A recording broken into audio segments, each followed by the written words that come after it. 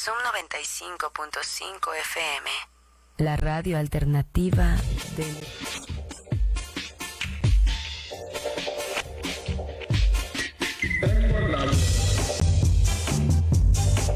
Bienvenidos, muy buenas tardes. Esto es En la Radio con Aarón Tapia. No son relaciones públicas, es periodismo sin tapujos ni mordazas. Estamos transmitiendo desde Zoom 95.5 de FM.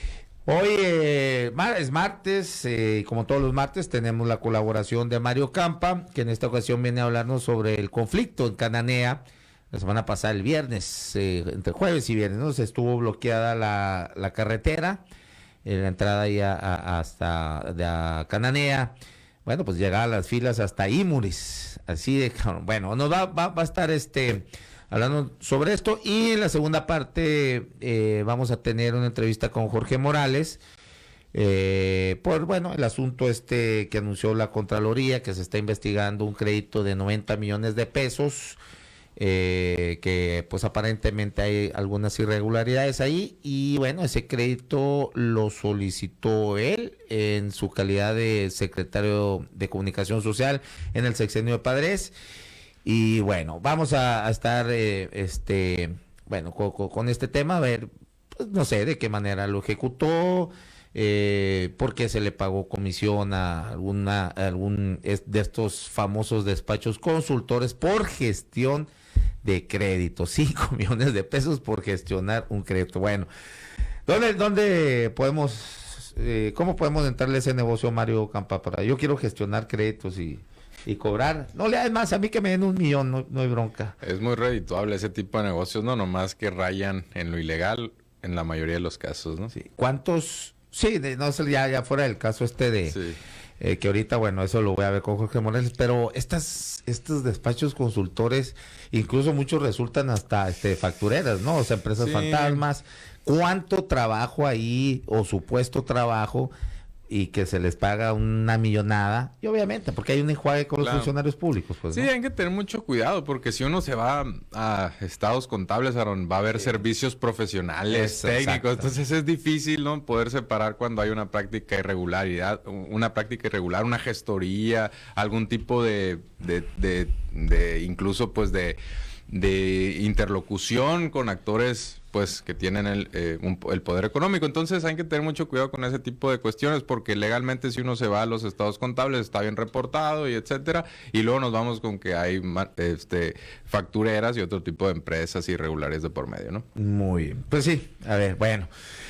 Bueno, el conflicto, Mario, conflicto en Cananea, bueno, eterno conflicto, sí. ¿Qué sucede ahora? Algo de los trabajadores que se dicen es del ala del ¿cómo se llama Napoleón Gómez Urrutia, ahora senador por Morena, y que están reclamando una recomendación de la Corte Interamericana, ¿no? Y que dice que el gobierno federal no la cumple, y que han estado más condescendientes con Grupo México. Bueno, entonces surge todo esto, pero no todos los ahí trabajadores están de acuerdo con este movimiento, ¿no? Hubo varios ahí. Sí. ¿Qué es lo que sucede, Mario?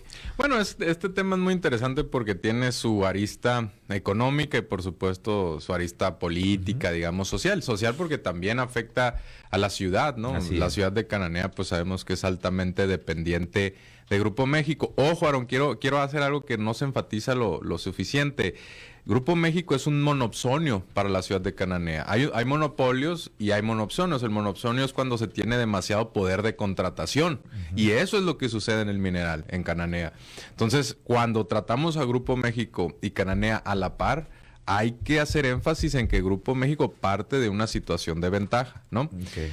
En cuanto al conflicto político en sí, hay al menos 3 partes, ¿no?, que se pueden identificar. Sabemos que esa mina solía ser una paraestatal y luego se privatiza a favor de Grupo México. Ahí viene la bronca. Y ahí vienen broncas porque, para empezar, si había personas que estaban o aspiraban a ser pensionados bajo un régimen, ¿no?, de seguridad social. Después, con la privatización, pues se tienen que dar de alta en el IMSS y otro tipo de cuestiones, pero algunos pierden, ¿no?, sus derechos anteriores. Entonces, no es un tema menor. Y aquí hay al menos tres grupos que se identifican, ¿no? Hay que recordar que Grupo México siempre ha sido cercano a la CTM y está la sección 65 ligada a Napoleón Gómez Urrutia por otra parte. Y además de eso tenemos algunos pensionados y sus familiares. Entonces, son al menos tres grupos distintos que tienen demandas sociales pues legítimas, ¿no? Hay que recordar, insisto, que algunos derechos laborales pudieron ser vulnerados y además que Grupo México pues ha tenido un poder histórico ahí y además ha tenido errores como finalmente los derrames ecológicos. Podríamos agregar un cuarto grupo que son los ambientalistas y así este conflicto podría ir escalando. Y ahora pues en las últimas semanas o en los últimos días incluso hubo un bloqueo carretero que, fíjate, estaba revisando el Excelsior Medio Nacional y reportaba pues al menos 15,000 vehículos afectados o damnificados, digamos, por este bloqueo carretero, que en su mayoría que son mentirosos, Excelsior, ¿no? Puede estar inflada la cifra, pero sí había más de 6 kilómetros, es lo que reportaban algunos medios locales, con credibilidad, por así decirlo. Y ¿quiénes son los más afectados? Pues por supuesto los transportistas, ¿no? Porque fue un bloqueo carretero de 80 horas, Aaron. Imagínate si tú eres un transportista y estás ahí varado, no tienes acceso al baño, estás durmiendo mal, pues evidentemente hay enojo, pero sobre todo pierdes, ¿no?, horas de trabajo. Y por supuesto sabemos que no necesariamente todas son empresas transportistas. Hay transportistas que son dueños de su propio vehículo y que son afectados. Y también sobre todo los agricultores, ¿no?, que pueden tener mermas en el sentido de que el producto se puede echar a perder. Sabemos que si por ejemplo hay transporte de ganado, el hecho de que estén tanto tiempo en carretera hace que pierdan peso y a la hora de irlos a vender a una báscula, subirlos a una báscula, pues evidentemente el precio disminuye. Entonces en esto estamos y la sección 65 pues en estos momentos, de hecho mañana hay una mesa de diálogo, ¿no?, que pues es un intento de conciliación, es un intento de llegar a un acuerdo y eso sería hasta mañana. Por lo pronto pues como parte de los, digamos, acuerdos que se lograron a partir de la instalación de esta mesa de diálogo, pues se levantó el bloqueo carretero después de esas 80 horas, pero pues no se ha llegado al fin del conflicto. Pero ¿cuál es el asunto y qué es lo que recomienda la Corte Interamericana al gobierno federal? Bueno, pues es que la verdad es que no he revisado yo qué es lo que recomienda la Corte Interamericana, pero lo que sí podemos, lo que se puede, digamos, intuir de esto, es que evidentemente tiene que haber un reconocimiento de una demanda social legítima. Por supuesto que Grupo México tiene que ceder, también entendiendo de que algunas cuestiones pueden ser culpa directamente de esta empresa y algunos pueden ser conflictos heredados por un cambio de régimen, y en ese sentido pues tiene que haber colaboración entre gobierno federal y gobierno y en este caso Grupo México, la minera, ¿no? Por supuesto es difícil que el gobierno estatal tenga un rol importante en esta negociación. Puede, por supuesto, colaborar, puede servir como un mecanismo también para terciar alguno de los conflictos, ¿no? Para ser intermediario. Eso sí se puede, pero la verdad es que en este caso, pues la batuta la lleva pues la Secretaría de Gobierno y la Secretaría del Trabajo a nivel federal, ¿no? Sí, totalmente. ¿Y cuáles entonces los acuerdos? ¿A qué acuerdos llegaron? Fíjate que las demandas pues incluyen en algunos casos reinstalar, ¿no?, a los mineros en algunos de los casos de estas demandas. Es complicado porque sabemos que Grupo México quiere guardar, por supuesto, un equilibrio entre los sindicatos. Es complicado, sobre todo si ya hay una acumulación de conflicto y de agravio, que regresen a esas funciones. Por supuesto, ahí es muy importante que en el caso de que haya liquidaciones, pues que sean conforme a la ley y en algunos casos, pues hasta reparaciones, porque a los mineros se les pudo afectar en el sentido de que, insisto, en Cananea hay un monopsonio y si a uno lo despiden de la mina, pues batalla muchísimo para encontrar trabajo, ¿no? No hay una fuente similar de trabajo y por supuesto hay que incurrir, por ejemplo, en gastos legales, en gastos de reacomodo laboral. Ahí también puede el gobierno del estado, ahí sí puede aligerar un poquito la carga a los mineros, por ejemplo, a través del ICATSO, ¿no? Algún tipo de capacitación para que en el largo plazo, mediano, largo plazo, esos mineros puedan encontrar trabajo de alguna otra forma. Pero eso te estoy hablando de que toma su debido tiempo y además que los mineros, pues con justa razón, van a tener cierta reticencia a aceptar ese tipo de mecanismos. Se trata de lograr una solución de largo plazo. Hoy el gobernador en la rueda de prensa, por supuesto que habló de que se están sentando las bases para diversificar la actividad económica para que no únicamente sea la extracción del metal, en este caso del cobre, sino que haya una fundidora, es el anuncio que dio hoy, para que haya mayor procesamiento, más valor agregado. Valor agregado, exactamente. Un valor agregado. Eso con Grupo México. Y fíjate, bueno, una de las cosas que los trabajadores están acusando es eso, que el trato para Grupo México de parte del gobierno federal, o deja tú el trato, más bien las prebendas, los privilegios, más bien, que siguen siendo los mismos en este gobierno, que siguen quedando en segundo término los trabajadores.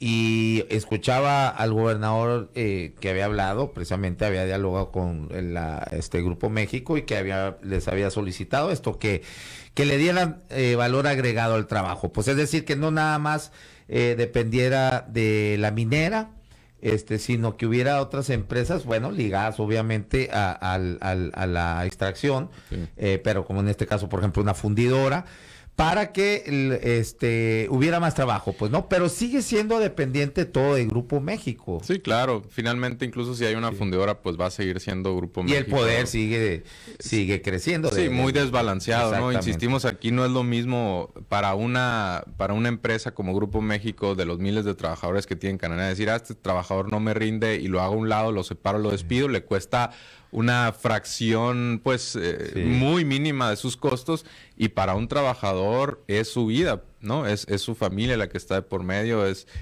por supuesto su vida en la ciudad de Cananea, ¿no?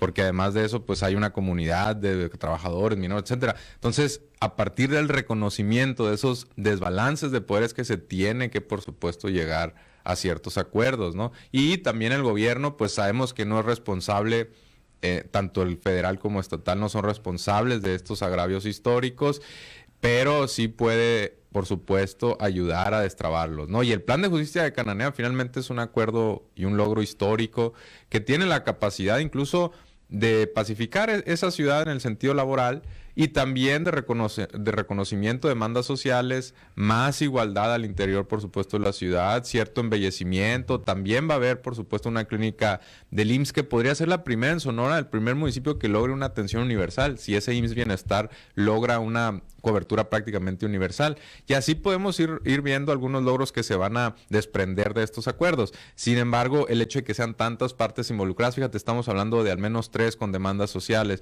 luego los ecologistas, la ciudad en general, gobierno estatal y federal, Grupo México, y luego tienes las distintas divisiones de Grupo México. Entonces, no es un acuerdo sencillo, se tiene que ir trabajando. Lo que sí, pues todas las partes tienen que poner un poquito de su parte y ceder en algún terreno, ¿no? Es difícil estirar la liga y con eso pretender que pues lo que tú ganes no va a afectar a otra de las partes, ¿no? No, totalmente.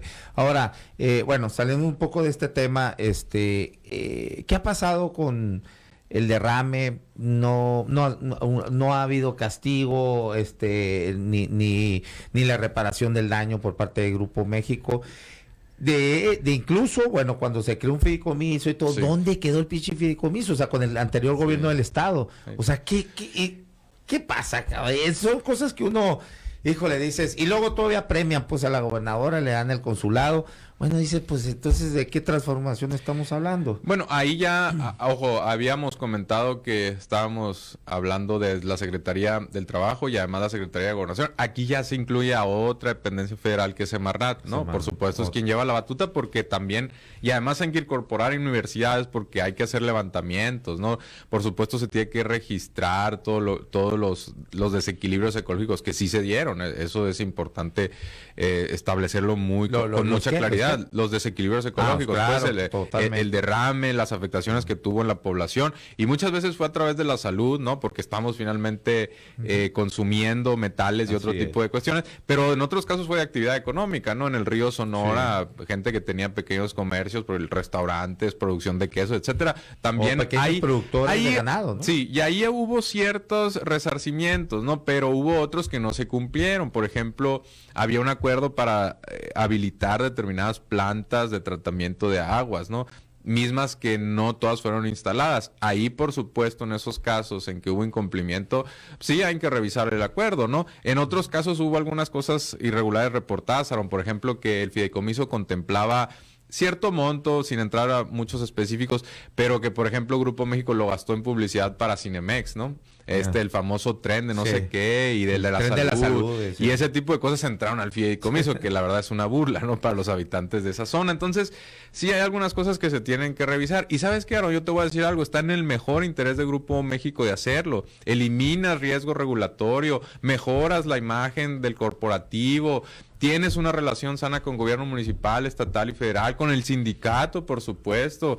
Le das una mejor salud y una mejor estabilidad a tus trabajadores. Está en el interés de Grupo México. Su acción cotiza en máximos históricos, cercana a máximos históricos. Tenemos el precio del cobre 20-25% de lo que estaba hace un año. Por supuesto que puede ceder un poquito Grupo México, ¿no? Totalmente. Por algo está anunciando inversiones. Esas inversiones no se van a ir. Están ligadas más al precio internacional del cobre que otra cosa, ¿eh? Por eso en estos momentos es importante sentarse y dialogar con Grupo México. Sí, genera muchos trabajos, pero no se vale que a partir de la generación de trabajos eso sirva como un mecanismo para hacer lo que uno quiere, ¿no? Como empresa. O las famosas, ¿te acuerdas? Condonaciones fiscales. No, esa es peor aún, ¿no? Que a partir de cierta generación de números de trabajo, pues te condonaban fiscalmente, sí, ¿no? O simulaciones como que el fondo minero va a ser aplicado para trabajos de infraestructura alrededor de la mina para beneficio de la mina. O sea, tampoco se trata de eso. Hay que tiene que impactar directamente en el bienestar de la población, ¿no? Totalmente. Bueno, para concluir, Mario, sí. ¿Cuáles serían las posibles soluciones y de qué cancha estarían algunas propuestas, brindar algún cierto tipo de solución del gobierno del estado y por parte del gobierno federal y la mina que tendría que también que bueno, por cierto, aportar? Sí, por cierto, hoy 25 de enero se abrió el registro para el Fondo Solidario, ¿no? En que están aportando tanto Grupo México como el gobierno federal. De la sección 65 no necesariamente va a haber muchos beneficiados por eso. Hay ciertas condiciones que se tienen que cumplir, pero eso es un pasito más hacia ir logrando acuerdos y soluciones, ¿no? El plan de justicia de Cananea sí va a tener efectos directos. Mencioné, por ejemplo, uno que es que el IMSS actual se convierta en IMSS Bienestar y atienda a un mayor número de gente y casi logre la cobertura universal. Eso, por ejemplo, va a reconocer que las personas afectadas por las operaciones de la mina, por los derrames, etcétera, pues que se puedan atender en una buena clínica, ¿no? Y se están ampliando los consultorios y otro tipo de cosas. Ese impacto directo lo vamos a ver. Y en otros casos, pues, no, tampoco se vale que Grupo México ponga la fundidora de por medio como un mecanismo de negociación. O sea, sí tiene que hacer, claro, por supuesto, algunos reconocimientos de agravios laborales, de agravios ambientales, y en ese sentido, pues, yo creo que está en su interés, insisto, de salvaguardar su imagen, salvaguardar, por supuesto, la regulación que tiene en muchos casos favorable, el régimen fiscal actual. Está en su interés mantener todo eso, ¿no? Bueno, pues ahí está. Muchas gracias, dice el profesor Arturo Mesa. No es fácil, pero hacemos votos por un ganar-ganar en Cananea. Magnífica exposición de Mario Campa. Dice, te mando gracias, saludos a todos. Hay muchos acá, saludos felicitándote también. Bueno, muchas gracias, Mario. Nos vemos y nos escuchamos el próximo martes. Gracias, Aaron. Aquí me voy a quedar conectado, bueno, en la radio para escuchar a Jorge Morales aquí en la entrevista. Un saludo a todos, buena tarde. Qué taquillero, ¿no? El pinche, bueno, ya mejor ahorita que venga él aquí. Ya, bueno, ya está listo Jorge Morales precisamente.